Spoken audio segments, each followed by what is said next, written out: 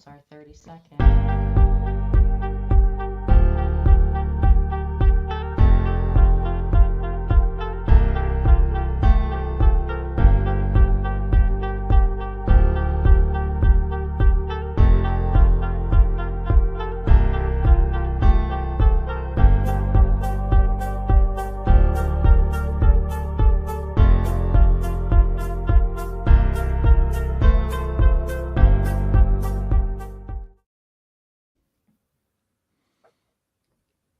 Hello, everybody.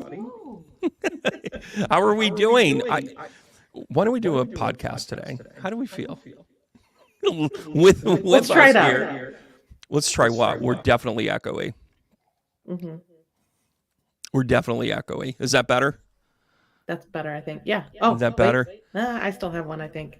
Well, that's okay. I mean, if you're going to hear two of something, hear two of me. Hey, everybody, it's Medium Brandon Ross, astrologer, tarot guest speaker, blah, blah, blah, all that other good stuff.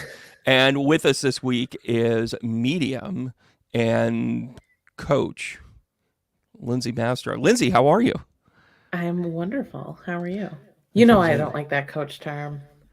I know. That's why I kind of said it. It is. I mean, it's what we do, but I know it is what we do. It's kind of more of an archetype type of thing. And then, of course, our honey badger of a producer, Daryl. And by the way, so much so that you actually got the title of honey badger now. How do you feel about that?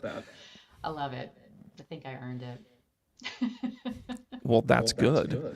Yeah. Well, that's good. I think I know what's going on. If Daryl, I think that your speakers are still on. I wouldn't know. All right. Well, you guys we'll figure. can't just have the original, the ones with the easy knobs. I don't know. I don't get it. Like, we work on this, and then it's like we go, and then it's like, okay, we hear it like 15 ways to Sunday. I don't get it. Is it there? Okay, is that better? It's better. Oh my gosh. Anyways, so let's have a show. I mean, Lindsay, let's we're really kind of getting serious about this. We're jumping into things here. And I think a great topic for us is stuff of like, pulling apart spiritualism and kind of like what goes into it, what's kind of fun with it. And the Ouija board is kind of a cool thing. And I know we're going to be sharing some stories here. But as a medium, even before you got into doing this work, did you come across Ouijas? Like, did you have them, kind of a fun thing or what? No. I actually, before I was a practicing medium, way before I was a practicing medium, I was introduced to Ouija when I was very, very young, and it was always like a scary, fear-driven thing. And I heard stories specifically from my mom, who had experience with Ouija boards, saying like how terrifying it was, and she would never touch it again, and she never wants anything to be around it. So I kind of adopted that mindset around it. So even though I was literally seeing ghosts walk around my room at night and communicating with spirit, I was never a Ouija board. We have so many stories like connected to that, where it's like, I used to say this, that I didn't see ghosts, but I had a lot of imaginary friends. Yeah. Like, it was just perfectly normal to me to be that. And I was like, I never thought it was anything more than like an overactive imagination. I always thought I had like a, I always had a healthy skepticism of it, but it was so healthy that I didn't go near it, because being born and raised Catholic, Catholicism actually kind of kept it from being, anything remotely like something I would do, because it had this, stigma to it. It had the occult attached. Yeah, to it. It was the forbidden fruit. It actually, to me, Ouija actually held me back from doing the discovery of this work for a long time. It actually hindered me. So when it's like, oh, it's the work of the devil or the work of the whatever, it actually helped the villainization of my own skills and abilities to come out. And, Ouija kind of sits there in, from the story of how Ouija kind of came to be and what have you, but it's a tool of divinity. It kind of sits Hmm. there in that thing of like pendulums and even tarot. Like there's a lot of similarities on the evolution of tarot and Ouija, Hmm. but there are some very distinct differences as well. And it's almost to a point of, kind of that scary part of it where you're like, okay, either they're unexplained or it's somebody hoaxing or it's somebody whatever. And I think that's also a very intrinsic part of how Ouija became a legend. I mean, Ouija boards are almost kind of a legendary status. What do you say to people when they come to you and they're like, "Oh my God, I got a Ouija story," or "Hey, can you come over to my house and, we want to have a home party. Do we have a table you can tip, and we have a Ouija board, and we have a We we got have a all the tipping we have a tables. portal." Um, oh, well, Portal's a little more intense, but no, I Listen, think listen, you it. haven't partied with me then. All right, I would no, I would love a good Portal. Um, that's what she said. I would love it. There's so much That's more, right. so many more jokes I could make. Right. Um, no, I think when people do bring up Ouija or literally any type of tool, like you're talking about, that is a divinity based tool, it opens up the conversation to me about fear and intention. Hmm. So I love talking about it because it allows me to kind of set the groundwork for people to understand what it is they're actually doing. Like, it, you can literally create a portal out of anything, any object that exists, just because it looks like a Ouija Yeah. board and it was kind of adopted as a game Yeah. doesn't mean it has any more power than something else does. But the more power it already has is because there is this kind of understanding and energy around it already. So I like talking about it from an education standpoint to kind of give everybody the baseline of how energy works. Yeah, and I think that's a really important thing too. It does deal with I forget who it was. Was it Henry? It was one of the mediums that like went on just a tirade about how evil Ouija boards are and how it attaches people to you. It attaches spirit to you. I He just remember didn't like seeing the Parker brothers getting money for it and him not. yeah, well, the Parker brothers, and then starting back with the Kennard, novelties, which was eventually sold to. I'm going to talk about that in a second, and then Bond, who worked with the Fox sisters, our old friend, the Fox sisters. So the evolution of this really kind of, at least in the United States, really kind of stems from upstate New York Hmm. and and that entire spiritualism movement that was connected to it. They were actually looking how to capitalize it, much in the same way we have our crystal packets or our incense burning, our candles or whatever. People in this line of work are always trying to kind of grift that next thing. It's like, oh, you like my reading, then you'll love my smudge spray. Just spray it on your poop before you flush. And then you're like, what is that? It's like you end up like creating something else connected to it. And the Ouija board was kind of one of those things. But what's your reaction when people tell you, "Oh, I had this like this sheer"? To me, it's a sheer disconnect. But when somebody comes to you and they're like, "Oh yeah, oh spirit stuff. Oh yeah, we work with the Ouija board, or we had great experiences, or we had weird experiences with the Ouija board." What's your reaction when people like just like lay it out there and you're like, "You don't get any of this, do you?" Well, I think when they're leading with like a scary scenario, that's when I'm like, well, actually, it was probably you that was bringing that energy in there. And I like Yeah. use it as, again, that kind of education opportunity. But when somebody starts a conversation about it being like an amazing opportunity, or they were able to have some type of really impactful communication, I really don't talk so much about the basics. I just talk about the healing and the impact that communication has. So I try to just divert from like the lore around a Ouija board, and Yeah. I more talk about like, how do we reset your understanding of how communication works, or how do we just celebrate and emphasize that communication, because it doesn't really matter how you got there. I've got a crazy, crazy story at the end of the segment to share with my experience with the Ouija board, and it's not what you think. It's not Hmm. what you think. How you doing, honey badger? How you doing? I'm good. I'm just looking at some of the comments, and Tart and Spice said this just in: social media blackout across social media outlets, Facebook and Instagram. I think it's because we're talking about the Ouija board. I'm just putting it out there. I It could think it people could be need to because of talk. the Ouija board, or maybe the Supreme Court weighed in on it. I don't know. I don't know. Maybe the Supreme Court's in charge of it because they can't do jack shit. I don't know. Just like the internet right now. Sorry, I'm trying very hard not to turn this into a political platform, but we should use the Ouija board and try and figure out what's going on with our branches of government. No, but it's that, and I I don't know think that they know either. yeah, well, of course not. Why would they? Why, that would take work and effort. I mean, I have never seen in our line of work, like when you start working with a company, there's always been that quiet quitting angle. Like people always kind of quiet quit a little bit, and you have to figure out those quiet quitters.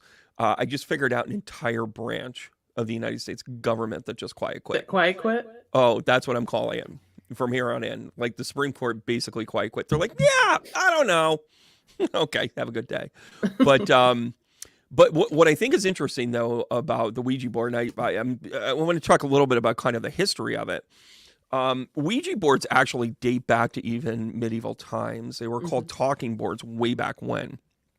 And when the talking boards kind of, came up to speed, they came up in a way where they were homemade, they were very crude, they look similar, but nothing like the modern Ouija board here. But what they would have in similarities is that they would have things like they actually relied much more on phrases like goodbye and hello and yes and no and that sort of thing. You'll also know that it sort of mirrored, and again, these are talking boards from, like 1700.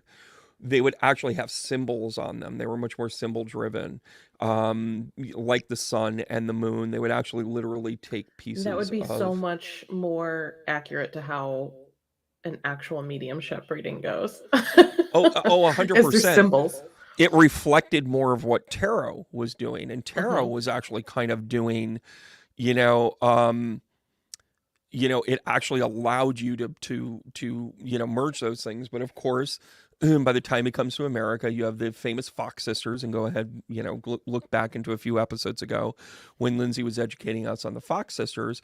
They, in their own revelation, started to go on tour, and one of the things that they would do is literally take these, these talking boards. There was an entrepreneur by the name of Bond, not that Bond, different Bond, who basically said to them, "Listen, I will front this for you. You go on tour. We'll sell these." We'll sell these boards for you. And there was another investor that was involved. And she said, well, let's have the board name itself. And of course, it came out as Ouija, right? That's interesting. I did not know that. Yeah, right. Well, one of the other things to it is that it's yes in both French and in German. Did they also say to pronounce it differently than it was spelled? Oh, 100%. They were like PS. Yeah, little PS. I mean, when you're talking to the dead, you've got a few liberties. You know what I'm saying? Like that is so funny, right? But do not say Ouija. Ouija. It's so funny. When I was like 10 or 12, there's a famous symbol brand called Zildjian, and I used to call it Zildjian because I wanted to be all cool and everything. I walk into a drum center and they go. They're like, hey, how you doing? I go, yeah, I'm interested in some Zildjians. And then he goes, Zildjians? And I go, did they change the name? I was like in stride. I was like, well, you fool. Oh, well, I'm a professional and I'll be taking the bronze level. Anyway, so the history of the Ouija then kind of connects into the this bridge gap that the Fox sisters really kind of presented. And it started kind of this in-home self-acclamation spiritual guidance thing. It's also, if you didn't have a Ouija board, you could have used a table for table tipping, right? And been able to work with that. That's where seances became, very popular. And by the way, the whole table tipping, seance, Ouija stuff, I actually kind of stay away from all of that because it's not, my vibration is much more about the belief that we have our own free will and we're spiritual creatures, and this is where we're going with it. Ouija board, table tipping, seances are more about trapped spirits that are in trapped, for lack of better terms. And for me, I'm not touching that with a 10-foot pole. I'm just, it just doesn't resonate with me, but I do find it intriguing. Because it became that pop culture thing that we're going to talk about here in a second. I think it's any physical mediumship. The lore behind it is just so interesting because of the 1800s spiritualism boom. Like, I'm just obsessed with all of that anyway. But to me, the physical mediumship stuff, physical psychic abilities, witnessing something change in our environment that's otherwise not of this, the universal law. Yeah. Um, Oh, sure. it's more fun to me now looking at it. If because I'm not looking at it from a fear lens, like, hey, this is the hey, let's get together, let's have fun here on this earth and the things we're capable of doing. Whereas, like you're saying, like this stuff isn't how I usually operate. This is like the break from the high vibe Yeah, and communication. it's definitely a little bit of a lower vibration. I'm not gonna lie with that, but it's also, I think I'm kind of painting the picture too that, these talking boards were kind of like a how do I the part I'll give it credo to is that it is part of the lexicon of the development of how we were trying to capture our spiritualism and our connection.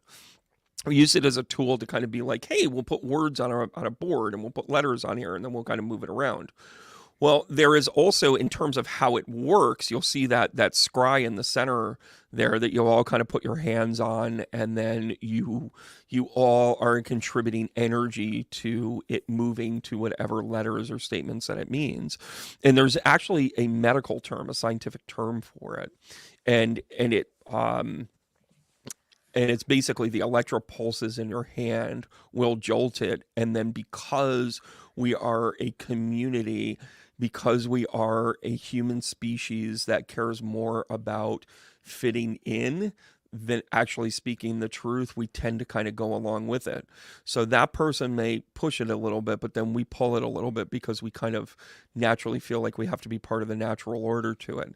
It's our way of fitting in. It's a psychosomatic condition almost in a way. And although you use the same things with pendulums, and in my work with pendulums, I'm here to tell you, I am super sparse with it, but it's fun when I use it. Mm-hmm. And Same. then with Ouija's, it becomes that collective pulsation of your nervous system going, if they're doing it, I should need to help. I'm gonna, oh, okay, all right, yeah, oh, okay, yeah, why, okay, I'm just gonna hang on to it. That's chaotic. Like, no, thank you.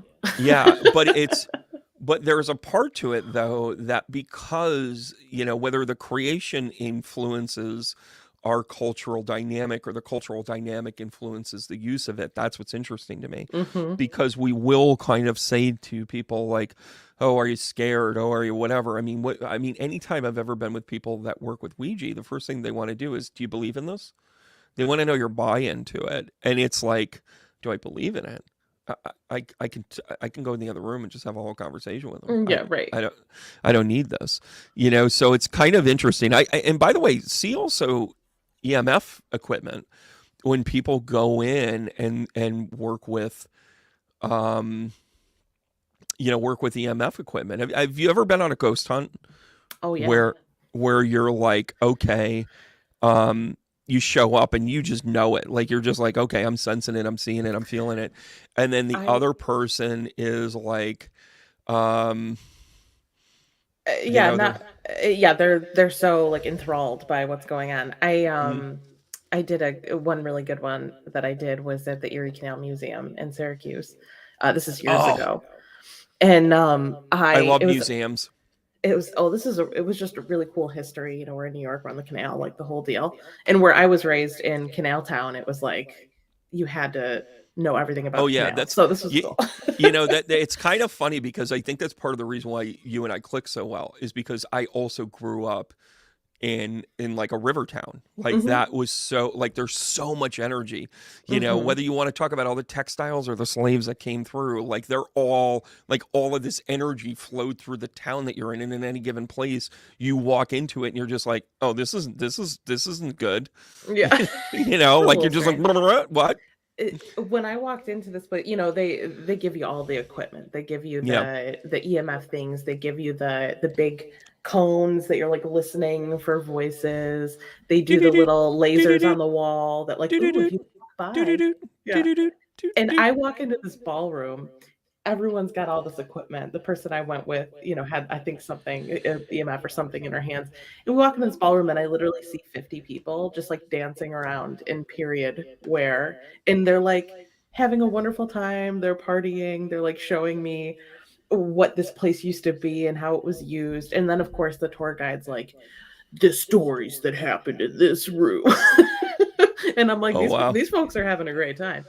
And they're watching like a ball kind of roll across the So, ground, and the flashlights turn on and off, and I'm such a watching a spirit just stand right next to the flashlight, like just like yeah. you guys are crazy. And this was before I was out. By the way, Spirit does think you're nuts. I know. And yeah, this is before I was like out of the broom closet. So I'm sitting Yeah. there just watching all this happen, just laughing. And the person I was with kind of knew about my abilities, even though I didn't really know what they were yet. And I'm like, dude, I'm like, this is hilarious. Like these people all just think this is the best. Hmm. So yeah, like I love it's more, I can appreciate the like fanfare around physical Yeah. type stuff like ghost hunts and Ouija boards. And I mean, I use tarot. I think tarot's wonderful, but it's all that kind of same vein of an exploration into some type of a communication or connection. Yeah. It's when I teach tarot, and I really develop kind of an art and the science of tarot. So when I talk about tarot, I'm like, okay, the science of tarot is what the card is, right? What the symbol is, what the numbers are, what the colors are, Hmm. what the meanings of the actual cards are, basically the booklet in a lot of ways. But then the art of it is kind of like, how does that intuitively kind of connect with you? Yeah. With a Ouija, though, I can't really go there. Like, I can't say that there's a science to it because Hmm. on tarot, I can talk about the shuffle. I can talk about the randomness. I can talk about putting the cards in front of the person, then the person, shuffling it themselves or cutting the deck or whatever. Hmm. They put their energy into it. So I can talk about those scientific things about how randomness is accomplished. And in 78 cards, we should be able to tell a story. In Ouija, it's really reliant on almost impulses. Hmm. Like electromagnetic impulses about how you get connected to that thing there, and then you put the social pressures in there. There just seems to be a lot of external factors that rely on it, and we call it spiritual, but it's really kind of scientifically it kind of falls apart. Well, I Hey, think what we understand as spiritual, first of all, that's a giant spectrum, you know that. And I think so much of we're it all is on the science. spectrum. Yeah. But, so much of the spirituality spectrum is just science that we don't understand. Either scientists don't understand it yet, or we regular humans aren't catching up with like what they're actually figuring out from the Mhm. scientists. So I think we're getting closer to that as different things are revealed and government documents are uncovered and all that. But I think we just like to think things are magic when they're actually much more part of everyday world. Yeah. Daryl, what's going Yeah. on? So I had read this interesting thing where they scientists, I'm not sure what kind of scientists, actually blindfolded people using a Ouija board, and they found that their accuracy in answering questions was pretty high. And they think it's actually because people are tapping into their subconscious, not necessarily that it's spiritual, unless that's where you think spirit connects with you. So I just thought that data was interesting that it's really more you already know the answer rather than you're getting the answer from Hmm. something else.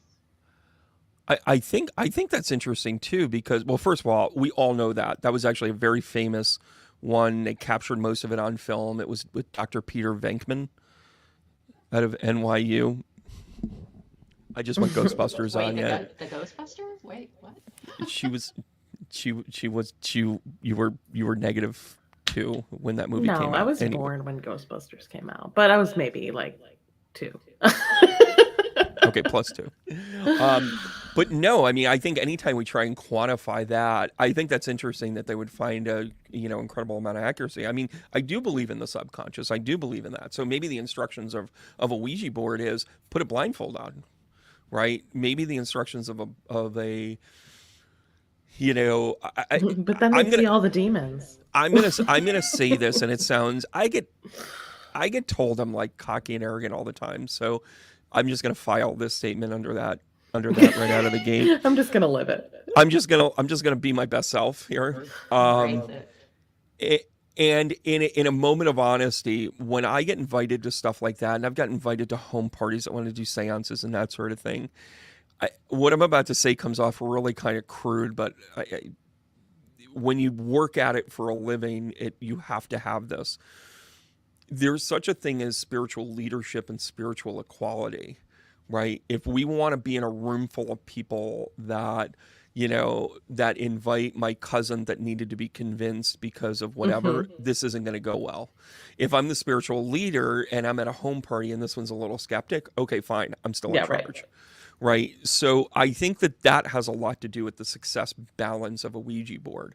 Hmm. If you have a lot of like equals working at it, whatever that equal is, whether you're at a Which vibration. which was the case in, like, late 1800s, early 1900s. These were people on level playing ground. Right, it was a natural curiosity, right? And I don't think there's anything inherently wrong with that. But when I talk to people in their spiritual development, I have yet to come across one person that's like, they're like, well, I kept having experiences with my mother. I kept hearing her. Oh, you're clairaudient. Oh, you were seeing things. You were clairvoyant. Yeah, I've seen things before they were happening. Or I worked with tarot. Or my grandmother read tea leaves. Like, you hear of things of like tradition and just personal experiences that you can't deny. I have yet, in the 1,500 students that I've had over the years, not one of them says, I was screwing around with a Ouija board on a rainy day in eighth grade. Like, none of them say that. None of them Hmm. are like, that was something to work with. And Hmm. again, I don't think we're wholesale like poo pooing, Ouija boards, No, but it is kind of a buyer beware thing because the you're vibe going to is get out of it definitely whatever you put into it. correct. So if you can control the elements of having energetic equals connected to it, up to and including paying attention to your own energy with what you bring in. And by the way, you can do this with or without a Ouija board. I mean, look Right. at if you have a crappy attitude and you have crap around you, well, then answer detected, right? If you raise your vibration and you allow in only what you're able to allow in and have a high standard, then guess what? Also mission accomplished. Right. So I think that it's one of those that doesn't have a catch all filter, right? It doesn't have a safety net, so to speak, right? Um, yeah, oh my gosh, I know Merrill's place in Stonington, Connecticut. Yeah, Is that like they have a a museum bed and with a breakfast? Ouija board right in the center of it, and it was I think it was from early 1800s, late 1700s. I think is where the museum kind of came from. And it was a station and I think it wasn't too far from where the oak tree was, where they nailed the Constitution that the Mm. um, 9 court justices should fucking read today. I'm sorry, I don't mean to bring it back to there, but here we are. Um, anyway, so I've got a wild story to this. Daryl, did you have anything else that you noticed with comments or anything? Um, And it is pronounced Zildjian. Yes, tart and spice. Zildjian, yeah. Um, Janice also had said that she read this interesting book, and it's a conversation between a poet and a spirit through Ouija, and it won a Pulitzer Prize. Ooh, that could be kind of Kind of fun. interesting. Yeah, Kind of like early AI. pretty much. Here's a story for you. Oh, I'll just move this around and write the book for me.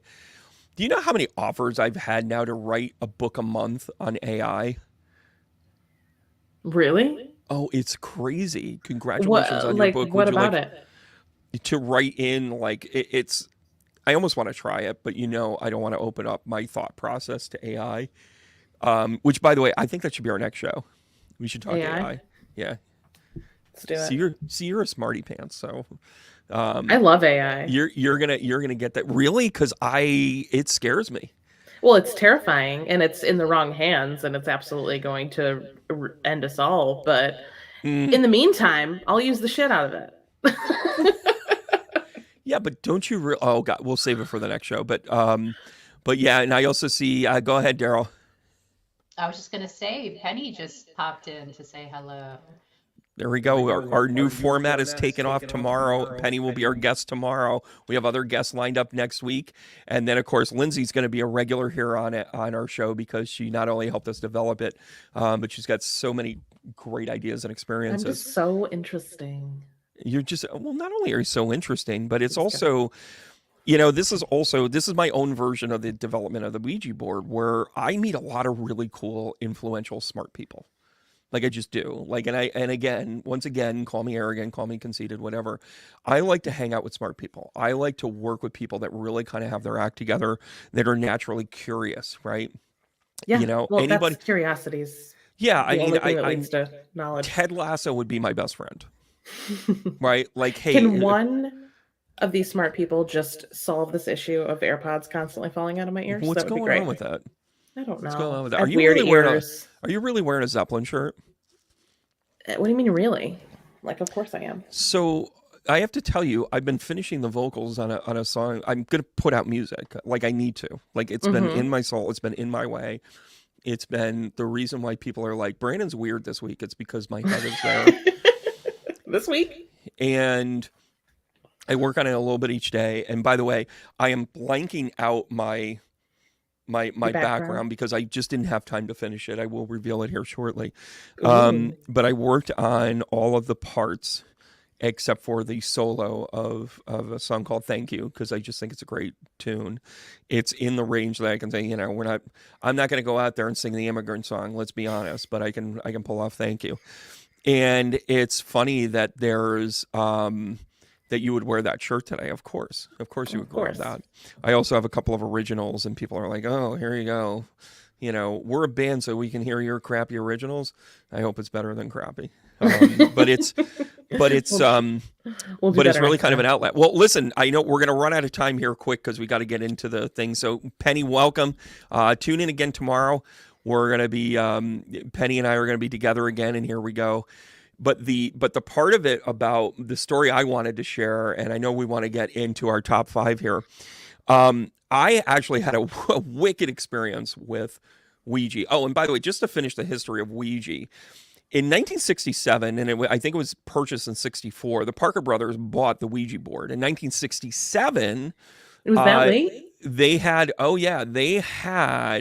They were mass producing it. They sold 50,000 Ouija boards in 1967. Let that sink in. So there's two things that are really kind of interesting to me. The Ouija board took off in the 1800s during the Civil War, and then it took off again during the Vietnam War. And then it was when good old Linda Blair started to flip her head around. Her opening scene where she was talking to a Ouija board made sales go through the roof in the millions. Doesn't that blow your mind? From there, that is where a lot of people were like, oh, we don't really know what we're doing. Hey, we're not really, part of any religion, any whatever, but it made it really kind of, it was probably a gag gift. It was a novelty for the most part, but people that were trying to use it were really kind of edging around it. I told you that story. Now to tell you this one. So I had a friend of mine in construction, and he had this really kind of thriving business, and he landed a contract to refurb four different quad levels, over at SUNY Albany. And one day, he comes in, and a guy, like a nail gun goes off and hits one of his workers in the arm.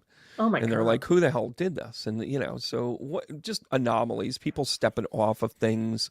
Yeah, Salem definitely has the Ouija board stuff there. It's cool. And it was just one weird thing after another. Scaffolding would fall. Sometimes people would get hurt, sometimes they wouldn't. But there was definitely, and it was really kind of dense in one of the buildings, in particular, one of these floors. And when he said, hey, can you come check this out? These were resident halls? These were your RA halls, but a lot of them, what they did is they basically cleared it out.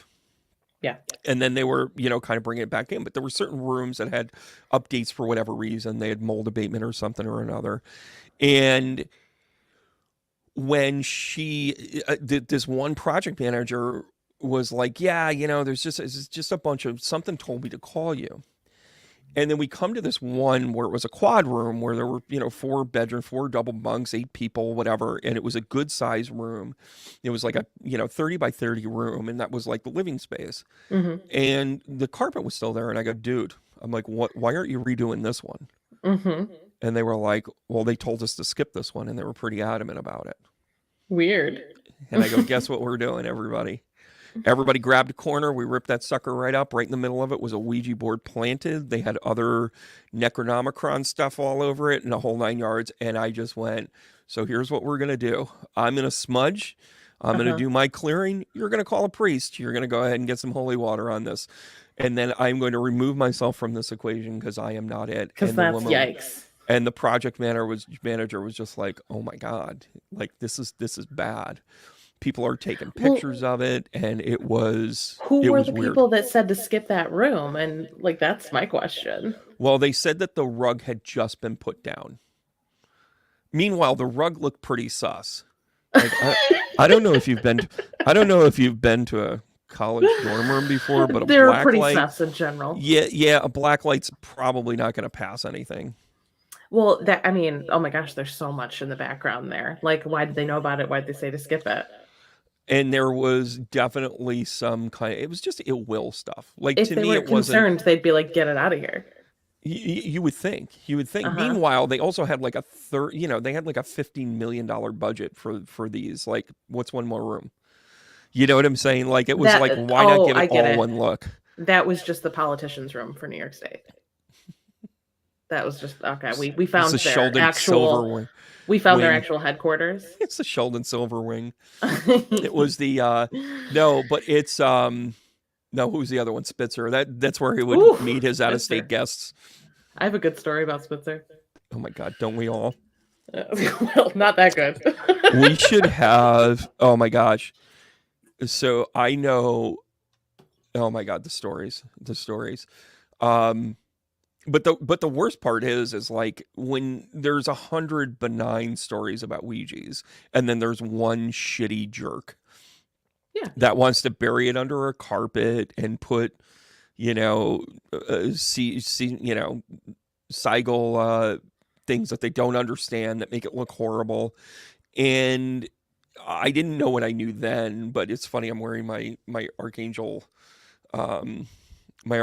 Gabriel. Maybe this one's Metatron. I think this is Metatron. But, the seagulls like have these very kind of like weird, symbols on it that are not commonplace. They didn't really kind of translate over. You'll see them in ancient and biblical text, type of thing, but you don't see them, outside of there. So it creates a mystery and a lore to it. But boy, oh boy, it's one of those things that ignorance is another one of those things that people love to capitalize on. And I wish I knew then what I know now, because I would have translated whatever it is that they said, or at least had an understanding of it. But in the meantime, I'm just like, this is creepy shit. It was creepy shit because they put a carpet over it. Yeah, like it was hidden. And, and you're there with people that are like, you get nervous, and then all of a sudden the nail gun goes off, or you don't screw in the scaffolding the right way, or any of that other stuff. But they gave it a good cleaning. They gave it a good smudging. Whether they called the priest or not, I don't know. But, whatever the case may be. All right, cool. We ready for another segment? Let's do it up. Sure. You guys ready for it's actually a top 10. Oh, is that what we're going to do? So what kind of top 10 are we going to do today? All right, you ready? Yes. We're doing the top 10 classic board games of all time. We've done pretty good at these, didn't we? You guys have done pretty good with the top 10s. Yeah. So, okay. Are you giving us a hint? I'm like looking at the picture. I don't think there's any hints in that. I actually looked for one that didn't have any. I was going to say Stratego. I think a lot of them you'll probably get. Are you really trying to blow up the frame to cheat at this? No, I'm just zooming in manually with my face. And I'm going to shut off my comments because I'm seeing people start to weigh in, and I don't want to be swayed in any way.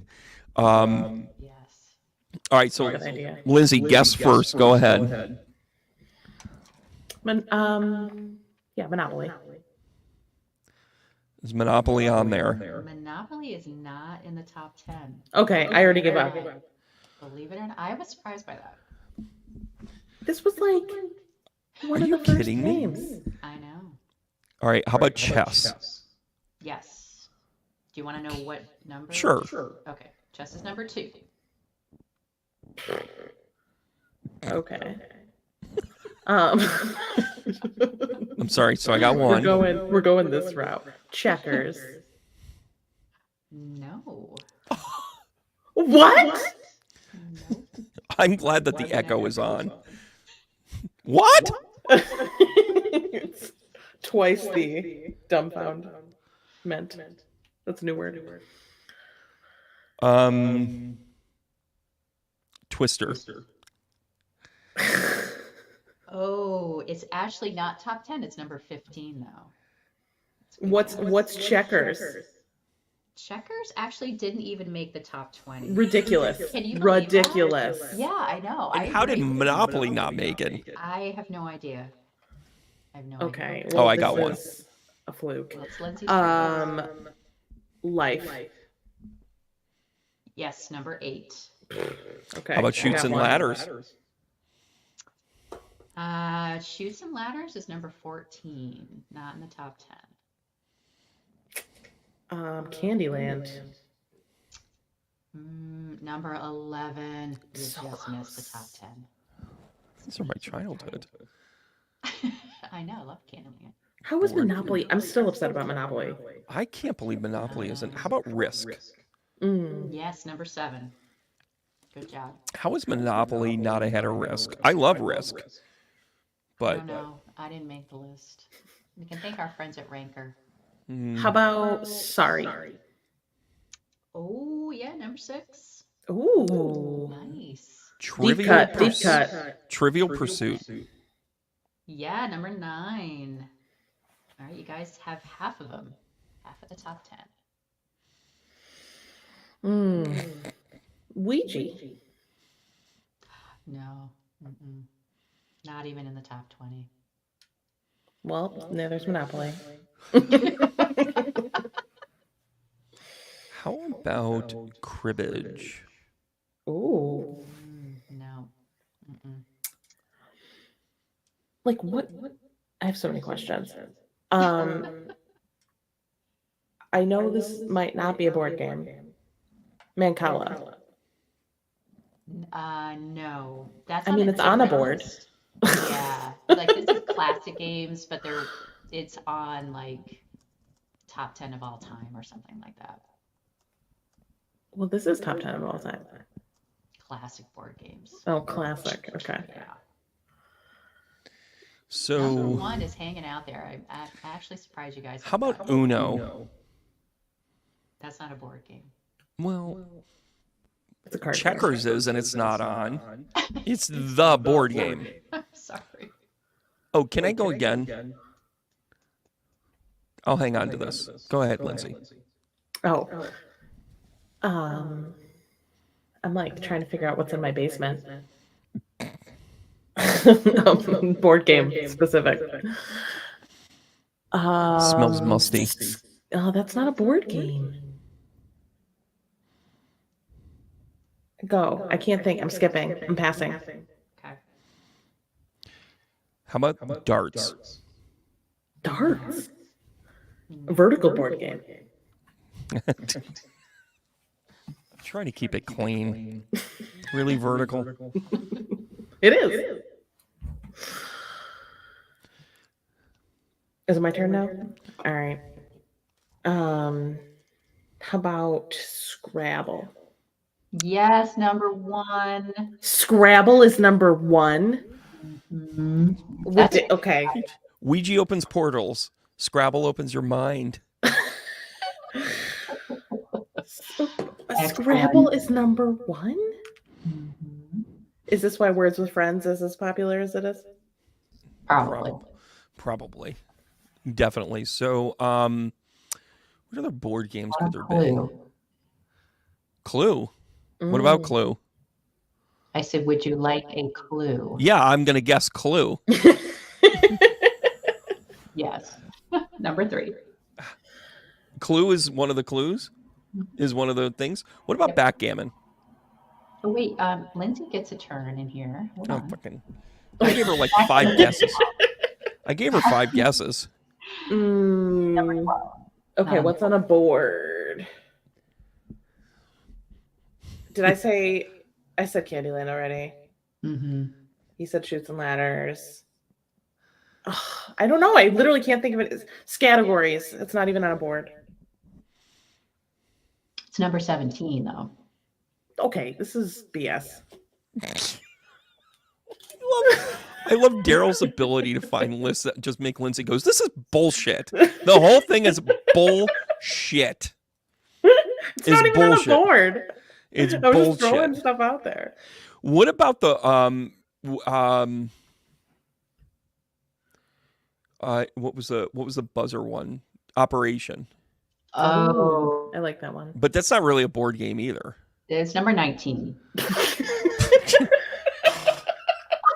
Learn how to perform local surgeries.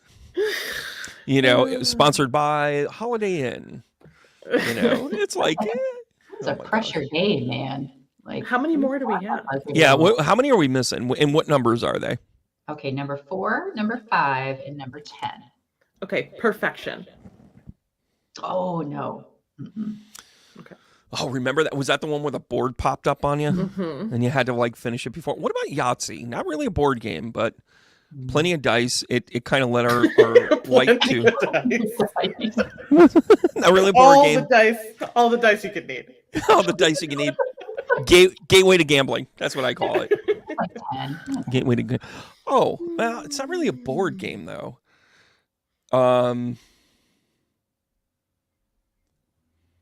What about now let's just free thinking. Let's just start talking until we get it. Yeah. I'm like tapped. Are dominoes? Would dominoes be? No. Board game. What's that? Mm-mm. No, I can kind of see that.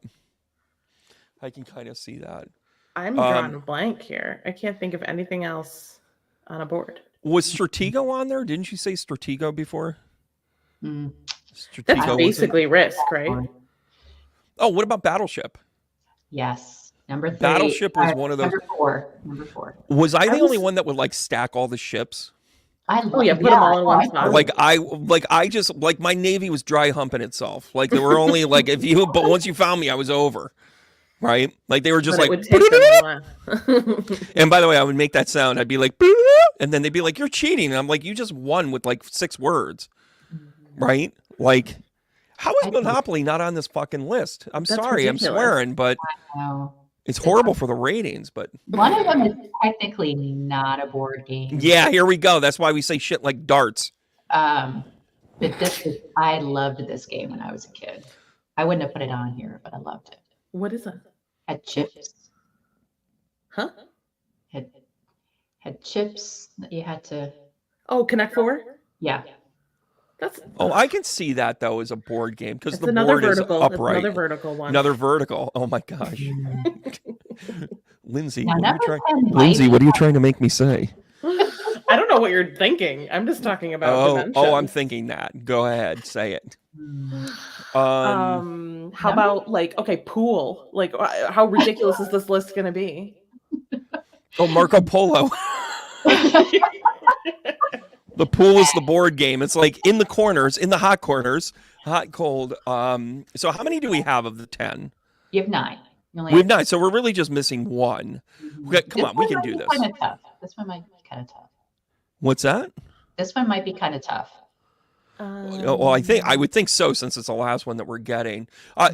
Give us a hint. Is it generational? Like, would we have gotten this under the Christmas tree in the early 70s, mid 70s, late 80s, 90s?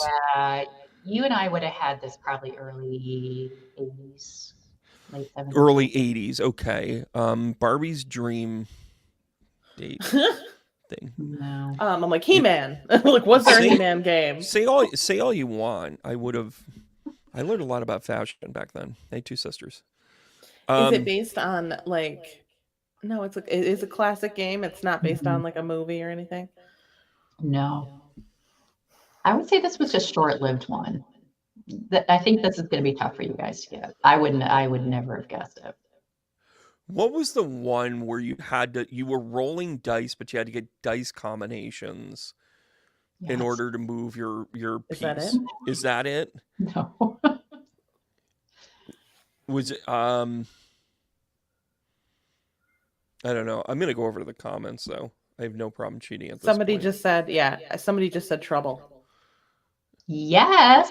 Is it Trouble? Number Oh, that's 10, awesome. Trouble. POH got it. POH Yeah, for the win. Yes. Trouble. There you go, Paula. Nice job. Good. Yeah. Skippo, one of my favorites. Skippo's Dominoes great. are great for divination. It's my peer support group, Scrabble. I love it. Scrabble, Operation was on there. chess, Which cards? yeah. Scrabble. Parcheesi. That was the one I was trying to think of with the dice.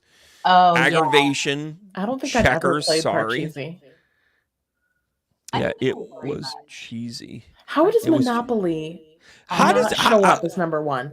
Okay, so just I like know. all due respect to John Candy, we really don't know what you're doing on this Clue. I mean, Clue is a cool board game, but top 10 classic board I think games. Clue should be up there. Yeah. Number 3, though? Come on. Well, I don't know about number 3, but like Come on. Battleship shouldn't be on there. But I love Battleship. are you kidding me? The It's not a ultimate game board of strategy? It is a board game. Then neither is Connect 4. Well, it In isn't. Trouble, I you would- have to I do the agree. popper thing. Pink, pink, pink, pink, I pink. agree with all of these things. That's why I think none of them should be there. These the are ga- board games. Remember the game of life? How it Life. actually I was gonna say it taught you Life how is to on there. like by the deck of the cards. It was like you'd pull out the card and be like, "Congratulations, it's twins," and you'd be like, "What the fuck did I just do? Yeah. Like, what did I just roll?" You're like, "What did I just?" Welcome to the game of life, where Did they you know, change it for 2024? where your anxiety will be taught in a matter of 90 minutes. Oh my god! Oh How my- depressing would a 2024 life update be? Yeah, it would just be like, Sorry, "Yo, you decided to go to school. You're never gonna make any money. Meanwhile, sorry. the They next love Your person, insurance Loan. lapsed. the next one turns over the TikTok. You're a TikTok star. You don't have to do jack shit, boy. You know, like you're just like, That's the- you know, that you is don't the even way. have to like lift a finger anymore. You know, you can be living the lifestyle. Sorry, your Tesla the battery just froze because you live in Yeah, Chicago. right. Go back Right. 5 steps. Trivial Pursuit. Like we ought to do that. We ought to get some like Gen Zers on here. What I are you love Trivial technically? Pursuit. Yeah, and we should do like a big Trivial Pursuit thing. Me? I'm a millennial. That would be balls. I'm That an would be elder millennial. balls. Listen, I think I would put the three of us up against any Generation Zers on Trivial Pursuit. First of all, they don't know half of that shit. Oh, and you can only ask from 2 categories. You ready? History and literature. Oh boy. Well, science. I'd put the science. And geography is kind of fun too. But none of that sports These are shit. expanding very quickly. Basically, all the entire card is in play. Oh my gosh! But the Scrabble, I can't really argue with. Chess is timeless. Clue, you know my point. Battleship will agree to disagree. Connect 4. I kind of like that that's on this list, to be honest I with you. love Connect 4. Because Oh, yeah. it was strategy. It made my sister cry. It was a lot of stuff, you know. And by the way, Connect 4 was the only board game you could stick your finger in and technically not lose. Like if you stuck your finger and you're like, oh, it didn't go in, and you like pop it out. I'm sorry, did I just torture my sisters with that shit? Sorry, kind of. I mean, cool game, I guess. Don't know if it's tough. I mean, sorry. I mean, what kind of game basically Piece goes? of shit. Yeah, Keep going.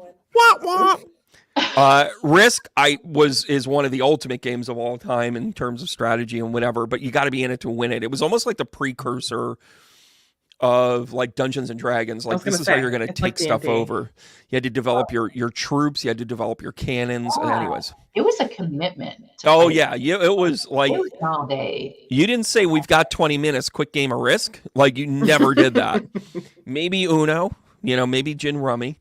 It's a Game of card, Life though. again. I think that's like trauma based board gaming. To be honest with you, I think that's kind of the way to go. And then of course, Trivial Pursuit that we talked about, and then Trouble. I always thought it was funny that the popper, that the dice, and you know how that kind of came about. Does Sorry have a popper too? Or is it just Trouble? I'm getting No, them Life mixed. had the spinner. Life was the spinner guy in the middle. Well, yeah. and think about this. All of them had a different innovation. When you think about it, Scrabble had the tiles, right? Mhm. Chess was kind of more of a timely piece, but you can't just make up pieces, you know, your board game pieces. Clue kind of had that it changed every time, right? Similar thing to Battleship. You had to use strategy and, go with that. Connect 4 could get boring. Connect 4 could definitely get boring because if you were like, your first move, I mean, I guess chess could be in the same category too. Sorry was really on the spin or the dice. Risk, definitely some strategy. Game of Life, again, depressing. Like, I think Game of Life, some of the proceeds should go to copays. Like, I really think that should happen. Trivial Pursuit was a great snapshot in the early mid 80s. They've updated it. They have like a million different versions. Oh, I'll do the update. I'll take a swing at that. Although I'm not as good at pop culture anymore. But Trouble, one of the innovative things about Trouble was that they had the die in the bouncer, in the popper, so you didn't lose the dice. Because that's the reason why most people stop playing their games. And when you think about it, Scrabble didn't require a die. Tiles. Chess had individual pieces. Clue had dice. Battleship didn't. Connect 4 didn't. Sorry did. Risk did. Game of Life, no, had the spinner. Trivial Pursuit had the dice. So it's kind of interesting how, and by the way, you do know that dice can be used as tools of divinity. Mm-hmm. So guess what? All of these board games have something connected to divinity. So what are some of the other ones on the list there, Daryl, that didn't quite make the top 10? So let's see. Parcheesi came in at 13. Mm-hmm. Believe it or not, Apples to Apples. Oh, the one where you pick the apples out of the thing? That's a pretty new... This is on Classic? Yeah. Because that's a pretty new one. Mm-hmm. Mousetrap. Sorry. Oh, that's okay. First of all, is that a board? Is there a board? Yeah, because you had to set it up on a board and you know what else I want to know what's on there? Mousetrap. Is Hungry Hippo on there? Ooh, no. Good one. Oh man. I got a body part caught once. Oh. Maybe that's the end of that story. It was my finger. It was my finger. It was my finger.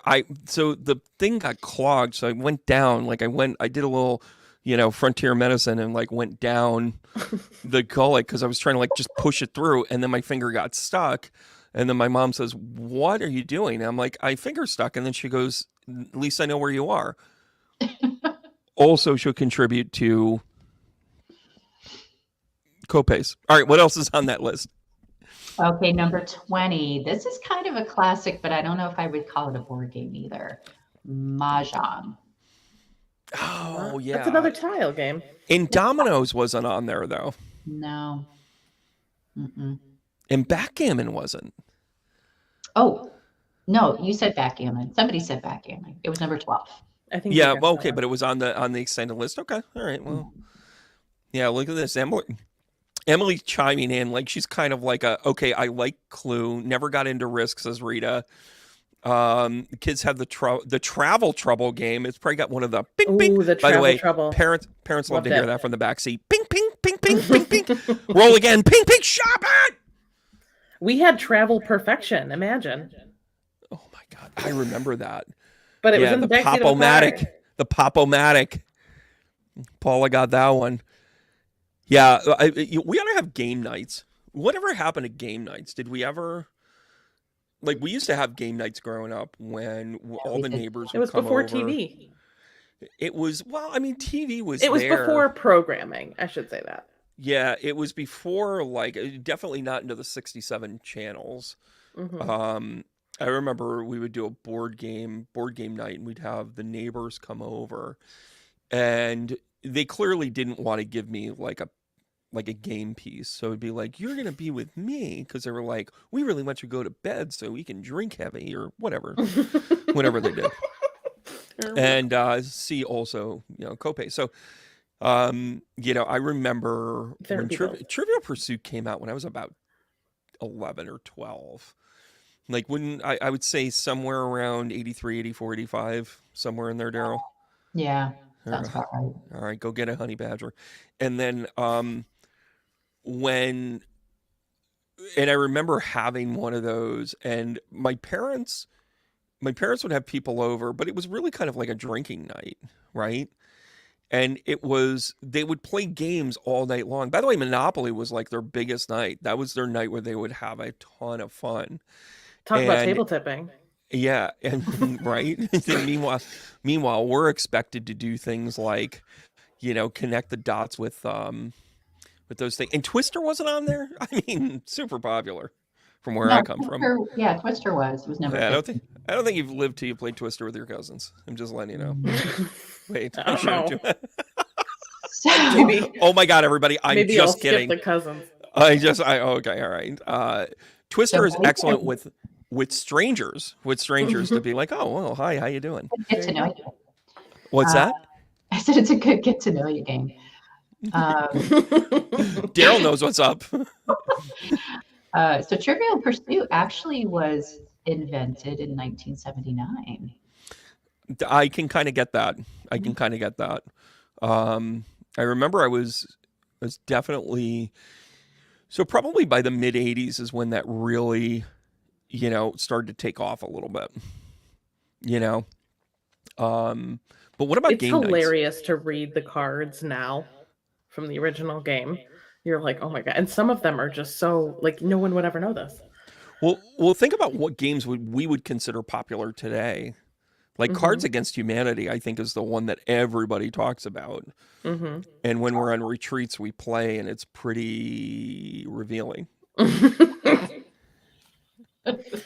There's so many good jokes from Cards Oh Against my Humanity. gosh! I mean, when I can't you share any of them here today. no, and we can't actually talk about it. But there is something to be said though when you're on a retreat with somebody and they're having a cathartic breakdown and they're realizing their purpose in life, and then they have to say words that they've never said before in a group of people, and then you're like, really, you drew that card and you thought that was the answer.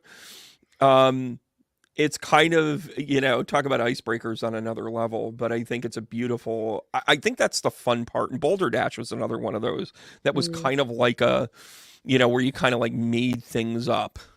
Oh, Um, they have a kids version of Cards Against Humanity. that's boring. Like, who would want to play that? One of I we've my decided to insult favorite. one of our 10 listeners. I'm not insulting Rita. I'm insulting the kids' version of Cards Against Uh, Humanity. well, I'm sorry if you love it, Rita. Not a fan. My favorite Dictionary. game to play is Catchphrase. Like it's one Oh, of those Catchphrase games. is good. That's my absolute favorite. Catchphrase is good. And, we should probably get to game shows at some point because a lot of these board games became game shows, but they were called something different. Mhm. Yeah. Whether they be Pyramid Squares or Password. Password was kind of like Password's a Catchphrase. good one. Hmm. When you think about that, I love any word association games. yeah. Yeah. Oh my gosh. Oh, you know what you and I are always going to get caught up on when you're on though? Did you watch any of the scenes from this week on SNL? The Sydney Sweeney. Yeah, I'll weigh in first. It was awful. I only saw like a few minutes of a few clips, and I didn't even continue them. And listen, 2 weeks ago Shane did well. I Oh, thought Shane did. killed I it. thought Shane did very well Mhm. overall. Like he brought it. He knows the feel. You're with an advanced cast member in a lot of ways. Um, but this past week they did this thing on the multiple judges things. First of all, they had too many of the judges. Like they could have had 5 judges on there and been like, okay, we can make it work. They had. If you watch that skit, if you're a fan of show and skit work and being able to do improv, you would see how many opportunities they missed. Mhm. Like every single step of the way, it was just how do I show my impression on how I do a judge in anger? It's like how do I misappropriate being a judge in the moment to be able to say what I want to say? And then you're just uh, okay, but were you funny? Did you Yeah. say something funny? This is Saturday Night Live. It It was. should be funny. I really think when I see episodes like in a week of episodes that aren't good, I think, oh my God, they're gonna get canceled. Well, I saw a little bit of Shane talking about the experience and actually being on it, and he Yeah, was saying how much a part of the production he actually was. And I don't know that that's the case for all of them, not but at all. It certainly wasn't on she's those. not a comedian. right? Well, So like, and that's fine. They've had plenty of well, that's posts that fun. aren't Well, maybe she did comedians. have influence because none of them were funny. Well, that's what I'm saying is maybe like they tried to do the same thing and she's just not a comedian. Mm. But both of them were definitely an attempt to like bring it back into the relevant culture because SNL just hasn't in a long time. I think it's going to turn into a Netflix show. SNL? I really do. I think they're Ooh. going to, or they're Peacock. It'll end up being a Peacock thing. It'll be a Because feedback. it'll be like old diehards will be like whatever. And then they'll have like, they'll have up and comer week.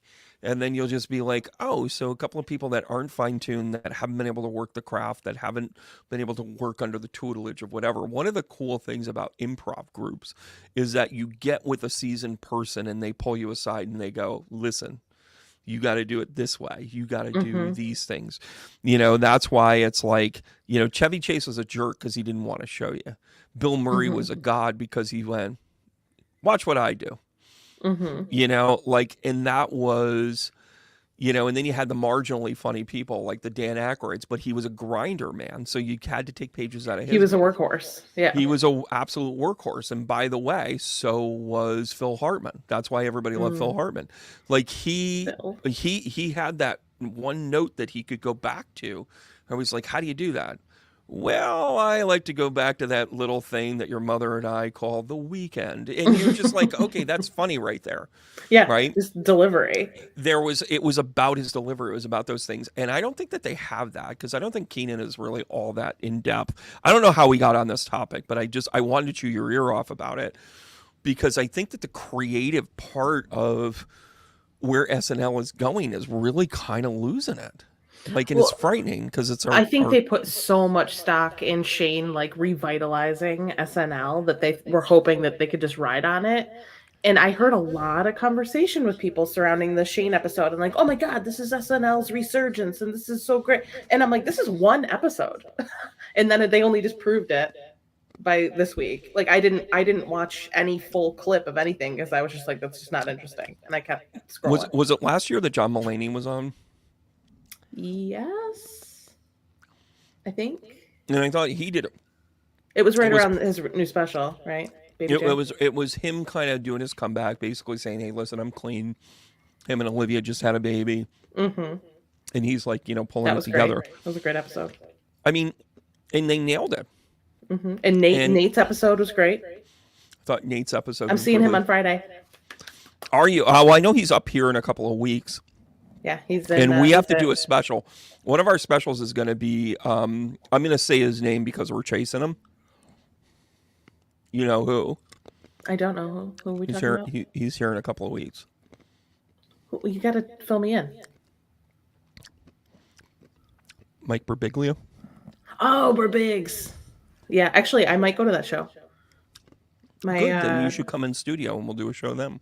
Okay, let's do it. Yeah, my dad actually mentioned it a couple weeks ago. I'm trying to kill myself with pills. Please don't do that. Medic! There's the reason why. Daryl, you still have your licensure, right? You're still... Daryl, where are you? We have a nurse in house. We have a nurse in... People are like, why do you and Daryl get along so well? She understands tachycardia, that's why. She understands when I start to go blue, like what to do. Sweep the mouth, lift him up right. You gotta move with your legs, with your knees. Anyway, so listen, great show. Thanks so much for joining us, and I hope you guys like this new format. We're gonna kind of be rolling, through this to give regular content to the Comedium Roast name, and then you're going to meet great people along the way. Lindsay is certainly one of the great people you're going to see and meet, and you're going to go to lindsaymastro.com in order to see her. And actually, here in the link, I'm going to post our show coming up. We actually are together in 10 days. 10 days. Oh my gosh, is it 10 days already? How are ticket sales? Like 0? We got like 4 right now. 4? And we've only put up one ad. And here I am kind of going to this. You're going to go to, and actually I'm going to put this right here because all the internet stuff is coming back on. What a scary time. We were going into this like the like the internet was gonna go down, you're gonna go to the Crescent Collective that I just posted on here.